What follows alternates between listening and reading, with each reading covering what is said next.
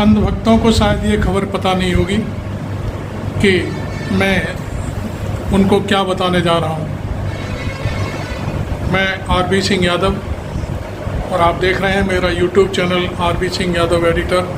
अंधभक्तों सुन लो, हरियाणा में बहुत बड़ा तूफ़ान मचा हुआ है। एक तो इस बात का तूफ़ान है कि विनेश फोगाट पेरिस से वापस आ गई है।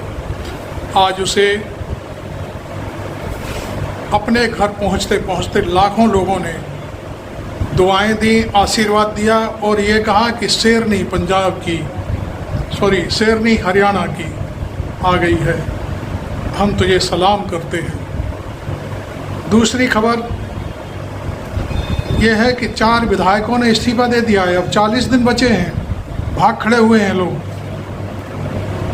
चुनाव लड़ना नहीं चाहते, जहाँ थे वहाँ से भागने की कोशिश में लगे हुए हैं। इनमें पहला नाम है देवेंद्र सिंह बबली का। ये कौन है बबली, आप जानते होंगे।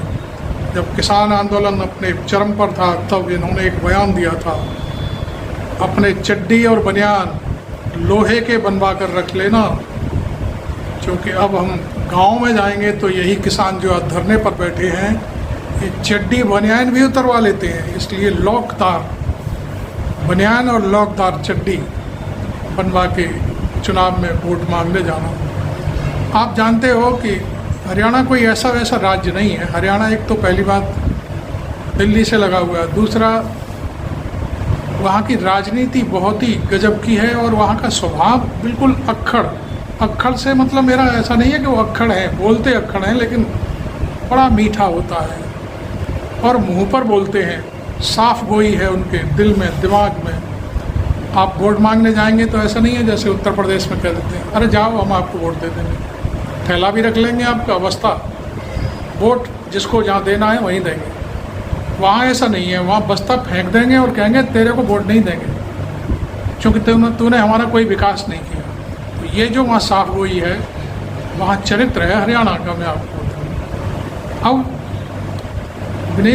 विनेश फोगाट के साथ क्या हुआ है पेरिस में, ये बात बहुत दूर तक जाने वाली है, क्योंकि इंडियन ओलंपिक संघ की जो महिला हमारी पुरानी खिलाड़ी हैं, उन्होंने अपने एक सीएमओ डॉक्टर को बचाने के लिए प्रेस के सामने एक बयान दे दिया कि फोगाट ने ही, ये अपने आप उसी की गलती है, इसमें ओलंपिक संघ की कोई गलती नहीं है। तो खैर आज उसको भी पता चल गया होगा कि फोगाट का क्या जलवा है।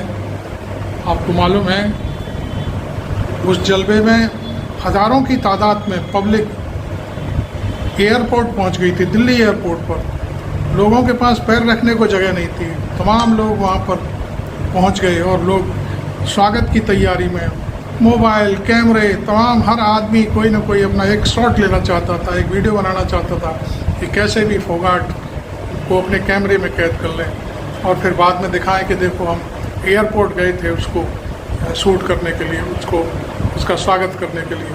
खैर वो जब तक घर पहुंची तब तक उसके साथ इतनी भीड़ थी कि शायद कोई गिनती नहीं थी। पूरा हरियाणा उबल रहा था, लेकिन एक इलाका ऐसा भी था जहाँ मुर्दमी छाई हुई थी। हालांकि मैंने अभी पिछले वीडियो 1-2 बनाए हैं फोगाट के ऊपर, 2 बनाए हैं। तो पहले वीडियो में तो चमचे करके बातें कर रहे हैं लोग, मुझसे ही कह रहे हैं कि आप चमचागिरी कर रहे हैं फोगाट की और राहुल गांधी की। हमने कहा ठीक है भाई, तेरी बहन होती तो उसके लिए भी यही दुआ करते कि वो उसके साथ धोखा हुआ है। लेकिन खैर हमें इस तरह की बदजबानी और बेहूदगी पसंद नहीं है। केवल हमने इस तरह का सीखा नहीं ना, हमारे संस्कारों में है कि हम किसी को गाली दें।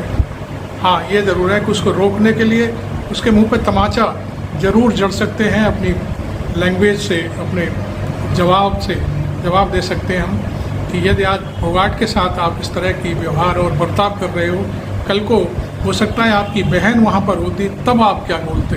तो खैर ये तो बातें होती रहती हैं, चलती रहती हैं। वीडियो हम बनाएंगे तो नेचुरल है कि कोई हमारी सोच का व्यक्ति है नहीं है, वो सब हमको झेलने पड़ेंगे।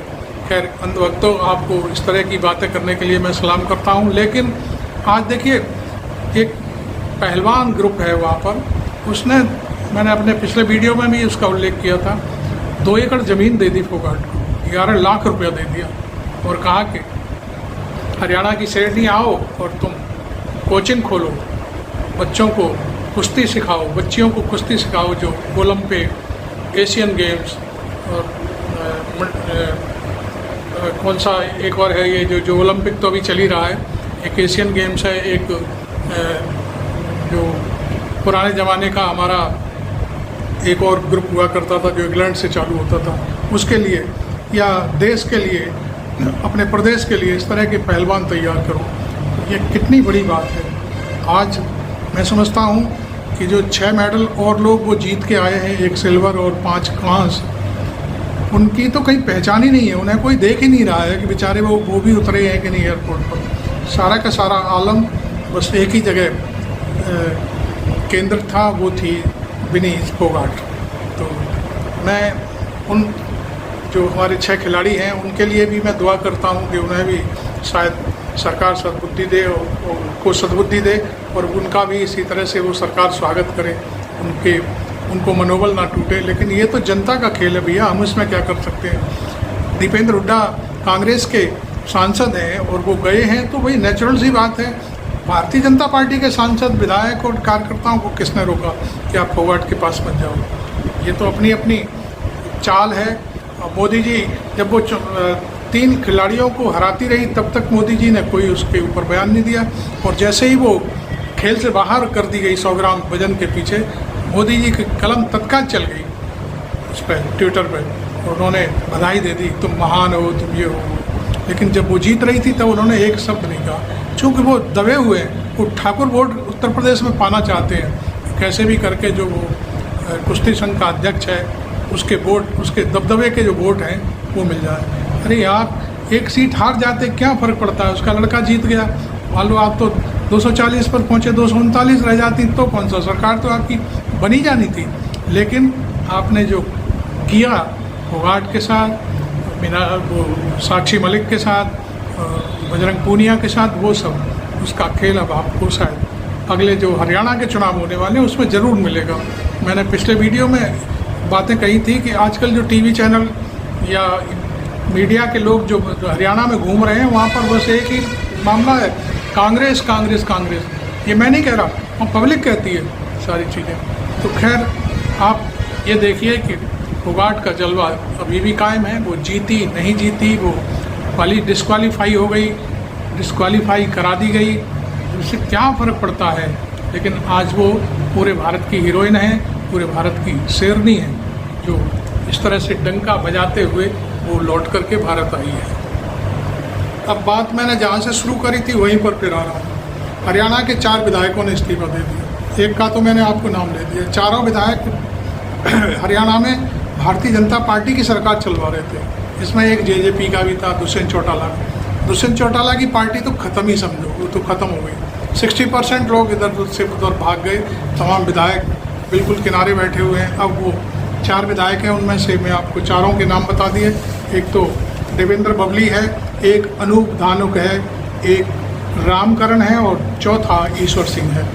ये चारों के चारों विधायक इस्तीफा दे करके भाग खड़े हुए हैं। अब उनको ये लग रहा है कि हम जीतेंगे कि नहीं जीतेंगे, बड़ा बुरा हाल है, और इस तरह से उन्होंने मैदान छोड़ दिया। उनका सोचना और कहना शायद ये है कि अब 40 दिन के विधायक हो रहे हैं, इसलिए जनता की कुछ भावनाओं के प्रति हम और एक खेल कर लें, जनता शायद हमारी तरफ हमें आगे चल के फिर से जिता दे।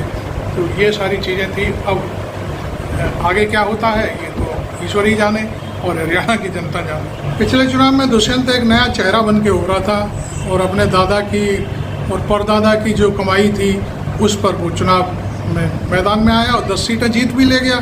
उस समय कांग्रेस ने भी प्रयास किया था कि वो कांग्रेस के साथ मिलकर के चुनाव उसमें सरकार बना ले, लेकिन उसने ऐसा ठीक नहीं किया और वो सीधा मोदी के कहने पर भारतीय जनता पार्टी को समर्थन दे करके सामने आ गया।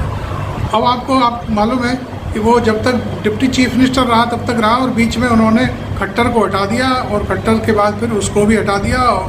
सैनी को एक लंगड़ी या ये कहें कि वो बहुमत में नहीं थी, उसको जेजेपी को ख़त्म करके खट्टर उसको सैनी को चीफ मिनिस्टर बना दिया। अब बताओ एक चीज़ और देखिए, सैनी, नायब सिंह सैनी इस समय हरियाणा का चीफ मिनिस्टर है। उसके प्रदेश की लड़कियां, उसके प्रदेश के खिलाड़ी मेडल जीत करके लाए। कहीं भी मीडिया में एक चर्चा नहीं है कि नायब सिंह सैनी ने एक लफ्ज़ भी कहा हो कि भाई मेरे प्रदेश के लोग जीत कर आए हैं, या मेरे प्रदेश की लड़की ने बहुत नाम किया लेकिन वो डिस्क्वालीफाई हो गई। कैसी राजनीति है कि भारतीय जनता पार्टी की, मेरी तो समझ में नहीं आ रही बिल्कुल। अब मैं समझता हूँ कि भारतीय जनता पार्टी अब खुद को शायद बचाने के प्रयास में है, और वो यहाँ यही देख रही है कि हरियाणा का चुनाव लड़ लें, उसके बाद हम महाराष्ट्र की तरफ देखेंगे। उसको ये लग रहा है कि कहीं पूरा का पूरा खेल ना समाप्त हो जाए। हरियाणा गया और साथ साथ महाराष्ट्र भी चला गया। हरियाणा तो जाना जाना तय है, ये आज आप लिखवा लो हमसे। कोई अंधभक्त मेरी बात पर कोई बात करे न करे, बहुत से लोग अंधभक्त ऐसे भी हैं वो जो कह रहे हैं कि कन्नौज के नवाब सिंह पर वीडियो क्यों नहीं बनाते। अरे भाई, कन्नौज के नवाब सिंह से मेरा क्या लेना देना है, तुम बहुत हो इस बात के लिए उछालने के लिए। डिम्पल यादव ने साफ कर दिया कि वो हमारी पार्टी का आदमी नहीं है। अखिलेश यादव 50 बार कह चुके हैं वो हमारी पार्टी में नहीं है। तो फिर मेरे से आप क्यों कह रहे हो? मैं क्या समाजवादी पार्टी का कोई मेंबर थोड़ी हूँ ना। मैं एक निर्भीक और निष्पक्ष पत्रकारिता करता हूँ और वो मेरे खून में है। मैं कभी भी किसी की ना तो गुलामी करता हूँ ना चापलूसी करता हूँ। आपके पास चापलूस बहुत हैं, पूरा गोदी मीडिया है, आप जिसको पैसा देते हो उससे वही चीज़ बुलवाते हो रोजाना। आपको मुबारक हो वो गोदी मीडिया, ठीक है। भारतीय जनता पार्टी की हरियाणा में हालत ख़राब है, मैं आपको बता दूं। पिछली बारी देखिए एबीपी न्यूज़ है, गोदी में बैठा रहता है हर वक्त, उसमें 82 सीटें दिखाई दी कि बीजेपी को 82 सीटें मिलेंगी 90 में से, लेकिन मिली कितनी? 40। एक और था कोई, किसी ने कह दिया कान में आकर के, अमित शाह के कान में, अमित शाह ने नारा दिया अब की बार 75 पार। कहने का अर्थ वही है कि वो 40 सीटों पर सिमट के रह गए। तब जेजेपी को बाकायदे घास डाली और उसको डिप्टी चीफ मिनिस्टर बनाना पड़ा और 4 साल सरकार चलाई। ये सारी चीज़ें हैं। मैं तो मुंहफट हरियाणा को बहुत पसंद करता हूँ। हरियाणा वो चीज़ है जो सीधे सीधे आईना दिखाता है कि देख तेरी शक्ल क्या है, तेरी शक्ल पे कितने बज रहे हैं। अब निश्चित तौर पर ये जो जलवा है, ये जलवा कहीं महाराष्ट्र में ना चल जाए, इसलिए ये बाद में चुनाव कराने का फैसला किया गया है। और वैसे तो मैं एक और चीज़ मज़ेदार आपको कहने जा रहा हूँ कि मोदी एक देश एक चुनाव की बात करते हैं, वो केवल 4 राज्यों में एक साथ चुनाव नहीं करा पा रहे हैं। कैसा एक देश एक चुनाव का नारा दिया जाता है। खैर जो भी है, मैंने वीडियो थोड़ा मेरा लंबा हो गया है, आप इसको शेयर ज़रूर करें, मुझे फॉलो भी कर सकते हैं आप, और सब्सक्राइब करना तो बिल्कुल मत भूलिए। एक बटन ही दबाना है बस आपको, और कुछ नहीं करना है। लेकिन उस बटन से मेरे को बहुत सहूलियत मिलती है, मुझे बहुत सुकून मिलता है कि मेरे को देखते हैं लोग और मुझे मेरी पत्रकारिता को पसंद भी करते हैं। Thank you very much. मैं आरबी सिंह यादव।